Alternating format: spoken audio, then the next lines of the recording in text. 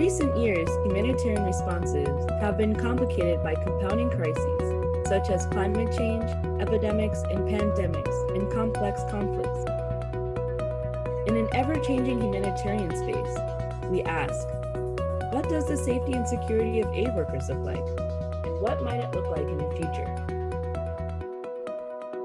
I'm Tara Arthur from the Global Interagency Security Forum, and each episode, I'll be speaking to guests about topics such as the localization of aid, the ups and downs of community acceptance, and the role of digital security in the modern era. Join me as we unpack the changing face of humanitarian security risk management. Hi, Vita. How are you today? Hi, it's good to be with you. Hi, Tara. Well, thank you for joining us. I thought it would be great if we could start with a little introduction. If you could share your name, your organization, and tell us a little bit about yourself. Absolutely. And thanks so much again for having me on this. It's great to see the variety of topics that you all have covered on this series. So really honored to be closing out this series for the year. My name is Vita Peak. I am the Associate Manager of Global Security at Population Services International. We are an international health, global health NGO that works in a variety of spaces. We work on reproductive health. We work in malaria, TB. We work in a big assortment of global health work, and we are in about 50 countries. So it keeps our 3-person security team very busy. As far as my work, I do both operational security and analysis. So a lot of it focuses on, protocols, procedures for travel, for continuing programming, whether it be in a high-risk zone or whether it just be our typical programming, and making operational decisions from the security perspective. And the other side is the security analysis piece, which looks at, following political trends, following crime trends, following any kind of new legal updates that are made in a country, and then making an analysis on how that might affect security in the country that we work in. And then, of course, weaving culture into it. So much of our work, the culture of a country that we work in has a lot to do with the way that security is understood, the way that, we can teach security and build capacity, and the way that security is affected in the country by whatever may be the cultural norms. And that both applies for our local staff and for our visitors. So that's kind of the work that I do. A big component of my role is also training. So like I said, building the capacity of our staff at the headquarters level and also at the local level about security, why it's important, and why it is also part of our programming and not something that should hinder our programming. And of course, specific training for our security focal points who are liaison on the ground for security matters. So giving them a bit more of that technical edge. So that's a bit of my kind of focus for my work. Geographically, I get a good mix of countries. I work on all of our Latin America portfolio. That's about 10 countries. And then also work on Haiti within our Latin American Caribbean portfolio. I do several countries in West Africa and a few countries in Asia. So I'm pretty busy throughout the years, and also 2 countries in Southern Africa. So it's a good mix. It keeps me on my toes. And we've got, like I said, a 3-person security team. So we stay pretty busy at PSI. It sounds like it, indeed. And it sounds like you'll have some really interesting perspectives as we look to what's been happening in 2020, the pace of the security manager, and what you've had to keep up with this year. I think it would be great if, you want to paint a big picture for us of what's been happening for 2020 for you, and how has that kind of influenced or impacted the work you've been doing this year? Sure. Yeah, thanks. And I think 2020 has become almost a loaded word. It's not just a year, but a phenomenon, honestly. Going into the year, every year our team in November or October of the previous year does a bit of strategy planning, thinking about what we're going to work on and what are the issues we sort of want to tackle, because we really want to work on not being just a reactive security department. I mean, of course, a good bit of our time, just like anyone else, is taken up in in response, putting out the fires. But we want to take a preventative approach and also have a strategy to our work. So in November of 2019, our team really looked at what we want to do in 2020. And there were kind of two focuses. One was our theme of what we called streamlining. So in the past few years, our team, believe it or not, has grown. So we had previously our director of security who was running security on his own. And then we had someone who we called our regional manager based in Nairobi. And then I came on board and our regional manager position turned into a global security manager position. So we really are a global unit and there's three of us. So we said, the past few years we've spent time building trainings, building documents, analysis, and really trying to offer more and more resources. And we said, it's time to take a minute and say, we've thrown a lot of things at people. We need to spend some time maybe streamlining some of the older documents, making them more operational, making them more practical, taking what we do have and really making sure people understand how to implement it. And the second piece was more of a focus on gender and diversity, especially looking at security from a gender and diversity lens and saying, one box doesn't fit everything that has to do with risk for each person. We all have different profiles and just understanding sort of the nuances around that. So here comes 2020 and we're starting to work on, our strategy. We're putting together what our plan is for the year and COVID starts coming up and we see it in our Asia offices and the global security department was kind of the one that responded to that. And we said, okay, well, we'll put together an assessment to help our Asia offices understand, what the impact's going to be. We're there to offer that technical support. We started putting in a few travel restrictions, but we really saw it as kind of, this is sort of the issue of the day. We're going to help our offices deal with it. We'll get past this type of thing. And then when we started seeing it go into Europe, we kind of realized, and other parts of Asia, and even kind of that concern about Africa, we thought, oh, this is becoming a bigger thing. We created what's called our COVID-19 SharePoint page, and it's part of our global security page. And SharePoint's our internal resource sharing mechanism. I'm sure many other organizations have it. We as a department started to become quite focused on COVID. But on the other side here, we still have regular security support, regular security incident management, on top of trying to fit in whatever strategy that we were trying to fulfill this year, and then doing that COVID response. And we took a step back, especially our director speaking with our chief operations officer and said, COVID is becoming something that is going to be a global impact. Even before we knew that it was going to hit the US, we just knew this is going to be something that's going to be influential. We need more resources towards it. So we created something we call the COVID-19 working group. So being a health-focused organization, it sounds like you had a lot of these systems, as you mentioned, already being built up. So what else did you have already in place that's turned out to be kind of self-fulfilling, it sounds like? Yeah. So, as a health organization, there's, of course, the pros and cons as far as from a response perspective. We did have this medical director. We were able to weave in elements of our existing programming using our clinics to do COVID-19 response from an external perspective, but internally, a lot of our staff, they are, just aware of health protocols. So we were able to kind of leverage that. But for this unique pandemic that just has affected nearly every country, we said, on top of the mechanisms that we do have in place and having hired a medical director and having staff at the country, almost every country level that have medical experience, we need a global response to this. And the 3-person global security department just can't be that only mechanism. So myself, our security director, our medical director, HR director, we also had our chief operations officer, vice president for fundraising. We came together to give it a more holistic approach, which was a really great, of course, it's been a very difficult year from many perspectives, but it was a great opportunity to really show how security can work with other parts of the organization. So we worked on, and I know we'll go into this a bit more, but we worked on, travel, we worked on worked from home. We worked on how do you respond to COVID cases in your country? How do you alter programming?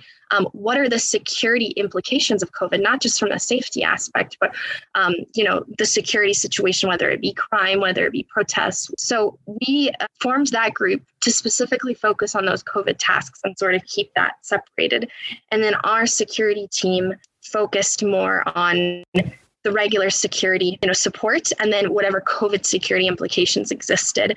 Of course, 2 out of our 3 security members of our security team were on the COVID group. So keeping that sort of, divide and deciding, what to prioritize and when was definitely something that was a work in progress. But we struck a good balance, and we're able to actually use the strategy that we came up with from 2019 to our benefit, because, we just didn't have the LOE or headspace to be creating new resources. So the idea of streamlining resources was actually to our benefit, because with COVID and with everything going on, being able to streamline our security management plans and make them more operational, and to add things like, pandemic considerations into them, fit our environment.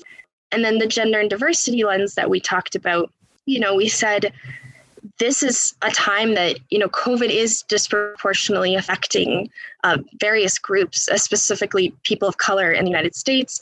It's affecting different countries differently depending on their culture, as far as, women and dealing with sort of the domestic violence issue or whatever it might be that might be cropping up as a result of stay-at-home measures. So there were so many elements of COVID that also had to do with gender and diversity.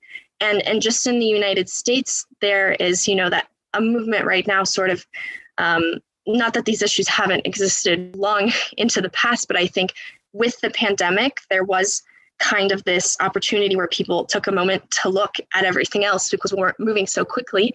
And over the summer here in the United States, there was a big conversation, about social justice. And I think that spurred a lot of diversity and equity initiatives in US-based NGOs, which helped to kind of weave our gender and diversity lens on the security side, both domestically and internationally. So Vita, you've shared a lot of really interesting insights into what PSI has been doing. I think it would be really great to go deeper into the perspectives you were having on diversity and inclusion and gender, and how that all ties into the work you're doing, but also being a U.S. organization. What are some of the different experiences that you've seen throughout this year in addressing those things? Yeah, absolutely. So gender and diversity, I think, has been something that's started to come into the security conversation over probably the last 10 years, I would say.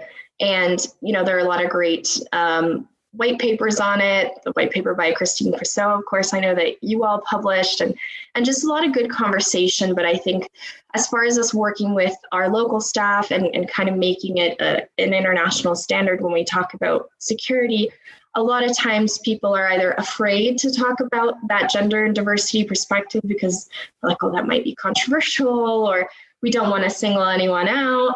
And then on the other end, people are scared to have that conversation because it's like, well, now we're going to start treating people differently based on, your risk is here and how can we possibly manage one by one risk profile? But that's not the point. The point is to educate everyone. And gender and diversity is not just, women and people of color. It has to do with age. It has to do with sexual orientation. It has to do with economic status. It might have to do with your educational background. There's so many factors that are part of your identity, and from a security perspective can make someone either, have a lower profile in a certain environment. Maybe you don't attract attention in particular, or may not have particular risks that you're vulnerable to.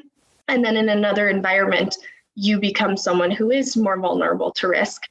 And so it honestly changes from environment to environment. So getting our staff to understand the point of looking at your country and saying, what is our gender risk analysis and our diversity analysis is to take that, see what risks exist, and then train everybody on it so that they're aware, not to say, hey, all the women in the room go in here and we're just going to teach the women about the risks to women in this environment. So I think that's something, first you have to build, as our team has grown, you've got to build just those foundational security skills, build the capacity, build the understanding of why security is important. And then you can kind of go more into those nuanced pieces of like, okay, you understand security management, but it's not the same for everybody. Everyone's risk profile is not the same. The way people learn and understand security has to do with their culture. It has to do with their identity. So we wanted to get into that more nuanced perspective this year. And at first we thought, wow, with everything that's going on, are we really going to be able to tackle that initiative? Will we be able to harness people's energy and time with, people being affected by the pandemic on a personal and on a professional level? But actually it ended up working into, understanding the effects of the pandemic more. Are certain groups being more affected by the pandemic? Are they more vulnerable to it? Are they understanding it differently because of their cultural background? And then also just the exacerbating security situations in country. Did it exacerbate in certain countries that we work in, potentially ethnic conflict? They exacerbated, gender concerns, especially with, rising rates of domestic violence. And then it also gave the opportunity to have that conversation on a US level. So, every NGO works differently as far as security, but at PSI, traditionally, security, global security has always worked on our countries outside of the US. And then US-based security, since we don't have anyone who, travels throughout the US, we just have a US-based facility. Our facilities team largely takes on security matters on the US side. So how has this new pandemic shifted your focus from being more outside of the US focus to maybe integrating some of the headquarters? Has that been part of your shift? Yeah, definitely. I think, like I said, traditionally, our team didn't really have the mandate to work on US issues just because, we don't travel, we don't really manage the office, the facility. Our facilities department manages, like building contract and things like that. The only time we really, work with HQ staff is in support to local staff or in their travel needs. So preparing them for travel, training them on travel security. But as we looked at the pandemic, we realized, this is going to have an effect in the US. And while our staff are also trying to help our staff in the field, they are also being affected by this at home. And so the return to office measures that we were looking at, we've had several phases, we've fleshed out a plan, and sort of the direction from a medical perspective as well to our US staff.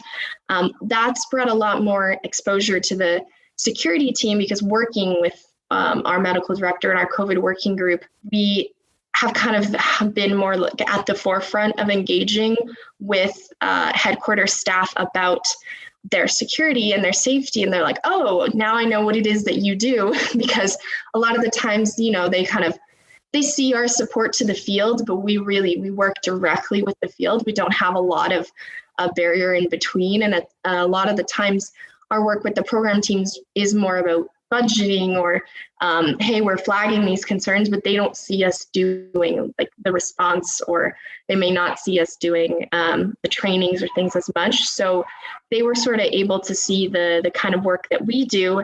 And because of the sort of diversity and inclusion conversation that's really been happening in the US, particularly starting this summer, our newsletters that we started doing that include those topics, we included US staff on this and said, this is what we're sharing with the field. This is what we're looking at, but you can take this. And even though we don't have programs in the US, you can take this and use it as a lens to understand our work in the field. And also just on a personal level, your engagement with colleagues who may have a different identity or background than you.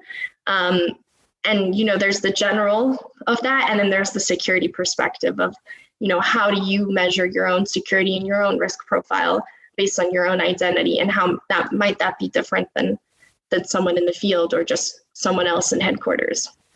So tell me about that. How has that been received by your staff, both in the US and abroad? Have you found that, this incorporating more of the HQ intertwined with your national offices. Has that been well received? I think it's been well received on the whole. I think it's a hard thing to balance because many of our, we would do webinars or communications, and a lot of our statistics, our information, the way we approach the pandemic, we're taking a lot from the CDC or whatever information we get in the US. Of course, we're trying to pull World Health Organization. We're trying to get that global perspective, but a lot of times some of the guidance we give becomes a bit US centric, which was different for us. We typically do focus on the field when we work on just our security matters. But with this COVID working group, a lot of things, there would be kind of comments of, that's really only US focused. That's not how it works here, it opens a good dialogue to talk about when you create a global guidance or a standard. It's very difficult to include every single perspective, but you want to create something loose enough where we're giving you guidance, we're giving you direction, we're giving you resources, that you take that and you modify it for your context. So that's often what happened. Any kind of guidance we created, we disseminated, teams modified for their approach, and then would speak to our group directly to say, can you look at this and what are your recommendations and what support can you offer? So as far as a level of effort, it did become difficult at times to be, looking at every individual country. Now we're looking at COVID and we're also looking at the security situation.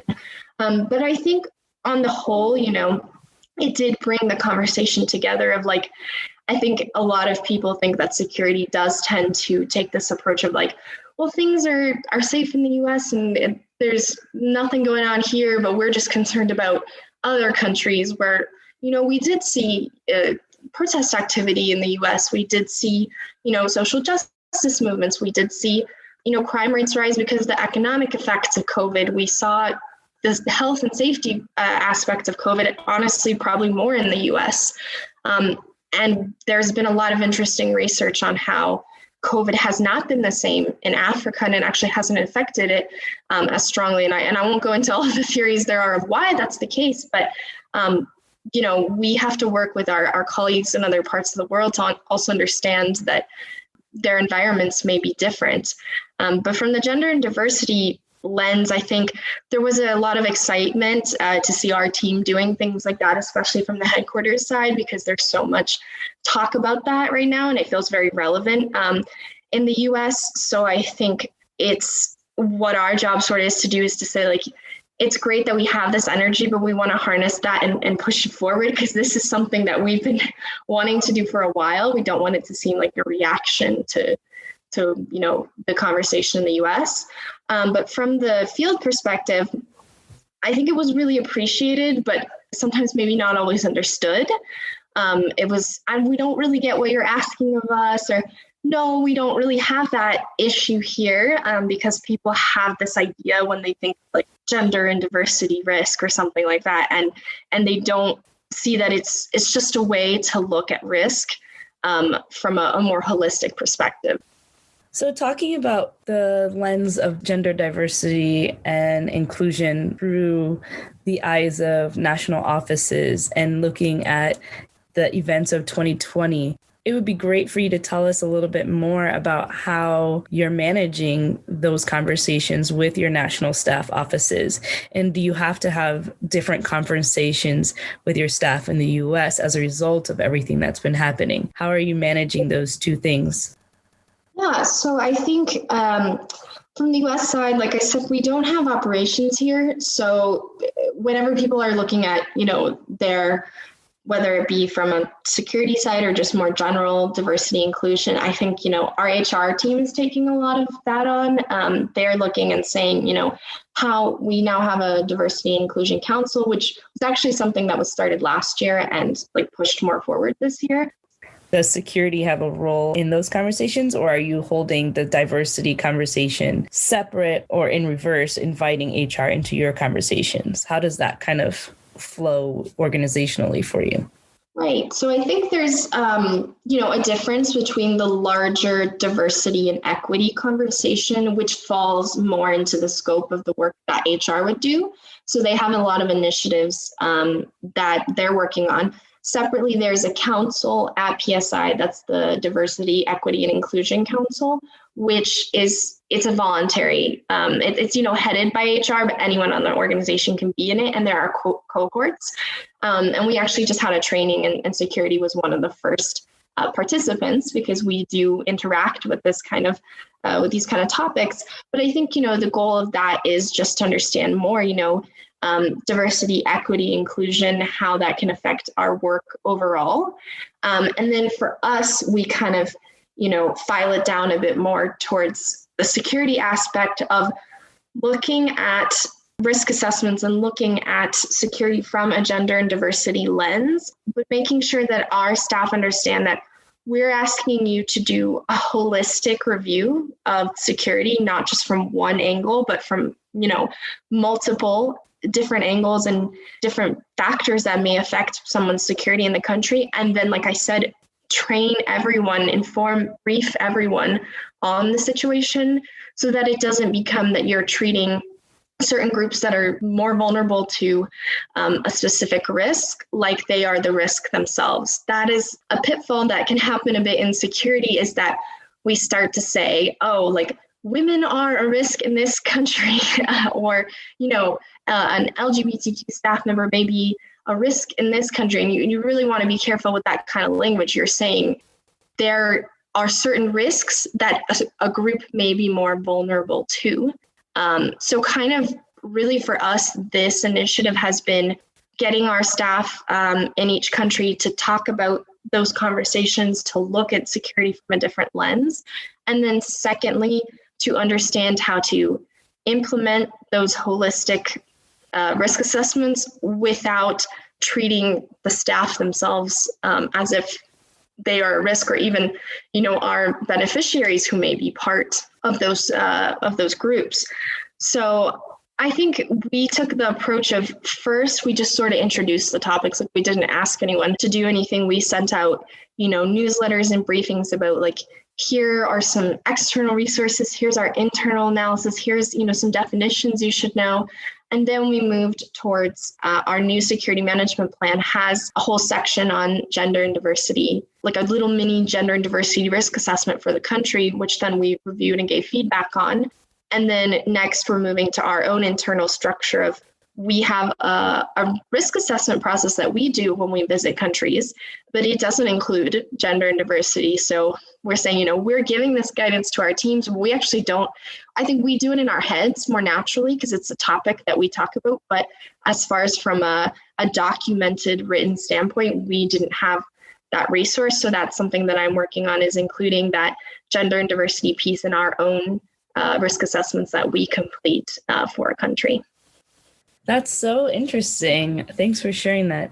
There's so much that's happening at PSI, it sounds like, and it sounds like security has taken an increased look at a lot of different cross issues. And I just want to take a moment and also kind of look into something you've shared with me previously that I thought was really interesting. You mentioned that PSI takes this individual perspective on, and you frame a lot of your decision making around an individual. Is that right? We have an archetype at PSI for our beneficiary that we call Sarah.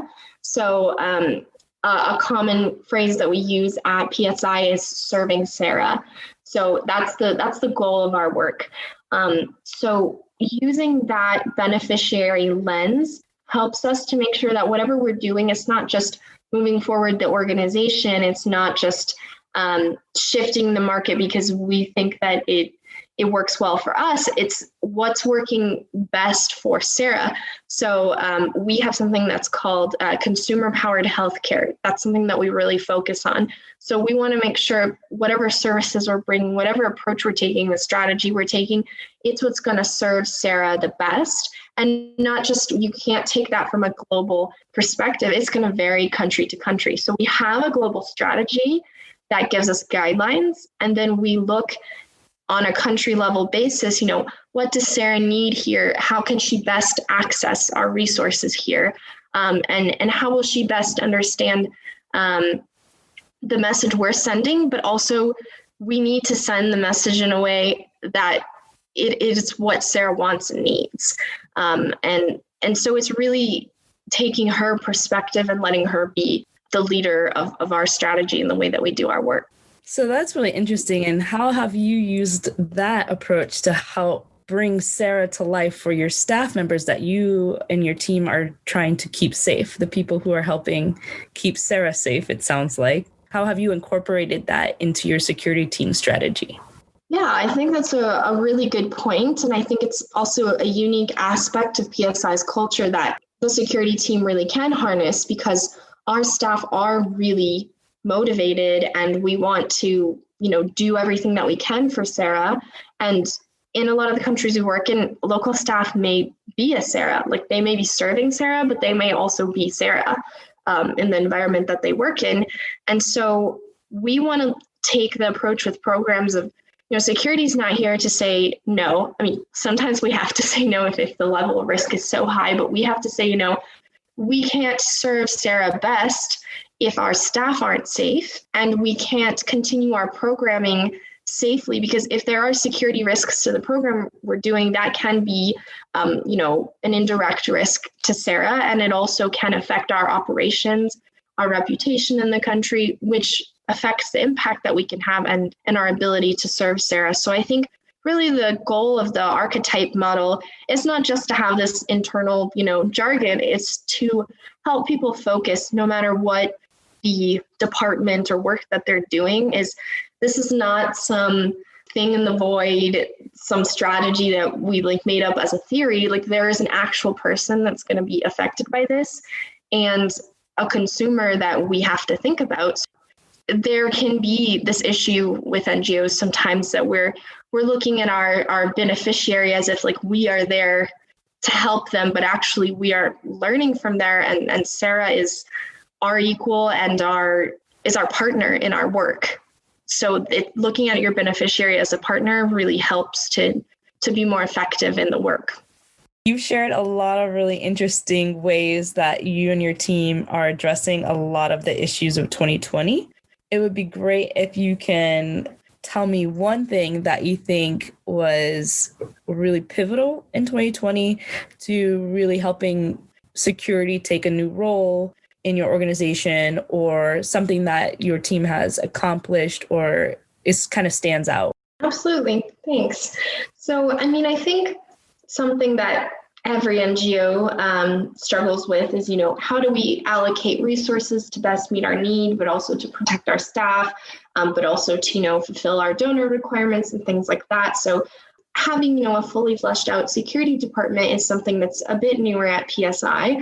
And it's something that each year that we, grow and learn as a department, we're working towards having a team that is a well-oiled machine. And I think we have achieved that in a lot of ways. Of course, having additional resources as a team is always helpful. But I think something that this year, it's something that's existed, but this year has really put into focus is that our team, is very diverse. We have, first of all, our diversity of experience. We have our global security manager who's based in Nairobi. He's Kenyan. He has his own individual perspective. He's got his background with training, and he has a background working in the region, but also outside with his role at PSI. In Asia, I have a background, being a woman, being in security, it's a different perspective. And I have a bit more of an analysis perspective that a lot of, NGOs may just focus on the operational side. And then our director, Matthew, he's got, both emergency response experience from the past, but also development, security for, development organizations. So this year we said, it's really we're going to have to harness all of our perspectives and sort of individual talents and flush out those tasks more than ever. Because I think in the past we've said, we'll all kind of, work on this together. We'll have this conversation here. Here's a nice to do. And then here's just the big security incidents. But I think this year really put everyone in this laser focus of okay, COVID's being dealt with this way. We're moving our strategy forward this way. You're focusing on these incidents. And as we've worked as a department, we used to have sort of this like all hands on approach. And of course, we still work together and have discussions and collaborate, but we really have, individual portfolios, even individual, what we call centers of excellence. So it's whatever security topic that we are either passionate about or have expertise in.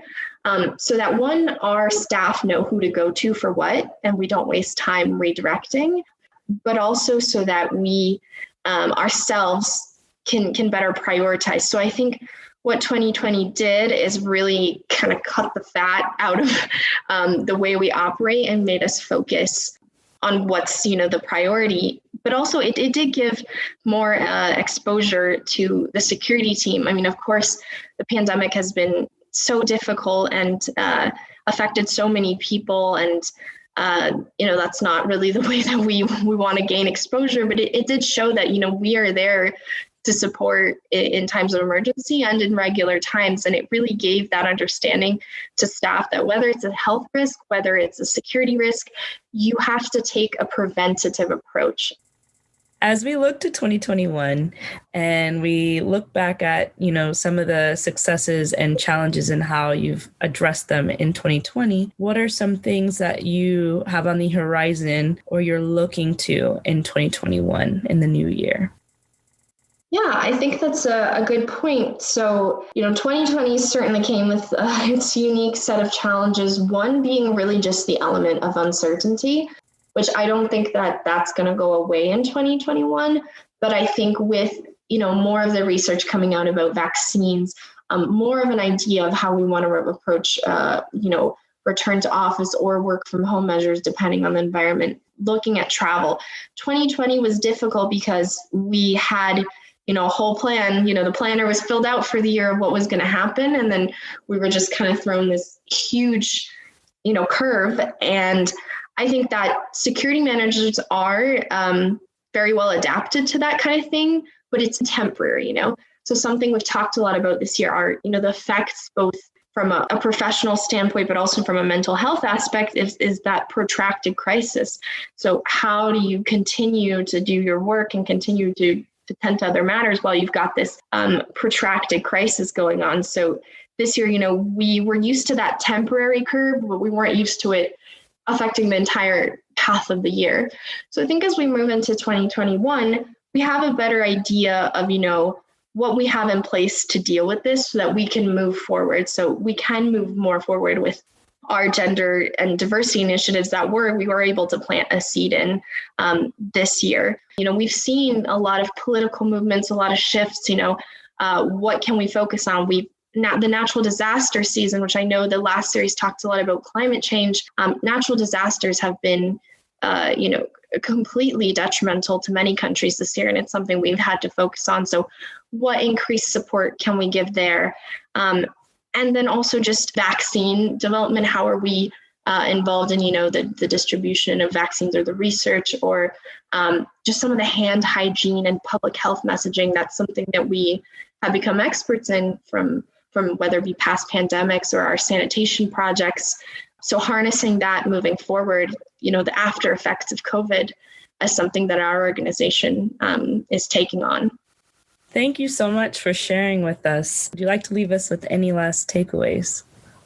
Thanks so much, Tara. Yeah, firstly, just this has been a great conversation. I think we could probably stay here for several hours and flesh out more of the nuances of it. So I apologize if it's a bit, top line and doesn't get into those, into the nitty gritty, which can be, really important and really fascinating to discuss. But I think sort of the takeaway is one, as kind of the conversation denotes, the role of security managers is changing.